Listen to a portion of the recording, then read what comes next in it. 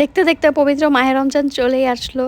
এই রমজান যেরকম খুব তাড়াতাড়ি চলে আসে আবার খুব তাড়াতাড়ি চোখের নিমিষে চলেও যায়। এই রমজান মাস সবার জীবনে সুখ শান্তি বয়ে আনুক এতটুকুই কামনা। এই রমজান মাসের মূল ইনগ্রেডিয়েন্ট হচ্ছে পরিবার। যারা, যারা এবার পরিবারের সাথে ইফতারি, সেহরি করতে পারতেছেন তারা শুকরিয়া আদায় করেন এবং দোয়া করেন যেন পরবর্তীতে রোজাতেও উনারা আপনাদের সাথেই থাকে। আজকে এই সেহরির জন্য আমি আমার জন্য ওভারনাইট ওটস বানাচ্ছি। ওভারনাইট তো আর না, রাতে ঘুমানোর আগে সোক করে আমি সেহরির সময় উঠে খাবো। এজন্য আমি 1/2 কাপ ওটস, একটুখানি চিয়া সিড আর মধু দিয়ে মিক্স করে রাখলাম।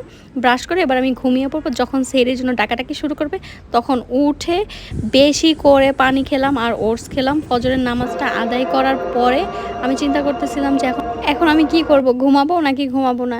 এই চিন্তা ভাবনা করে বেশ কিছুক্ষণ ঘরের মধ্যে হাঁটাহাঁটি করলাম। এরপর আমার মনে পড়লো, ওহো! আমার তো ছোলা আর বুট ভিজাইতে হবে। তো আমি এগুলো ভিজানোর জন্য তাড়াতাড়ি করে রান্নাঘরে চলে আসলাম। এগুলো ভিজিয়ে আজকের মতো এখানেই আল্লাহ হাফেজ। আবার দেখা হবে।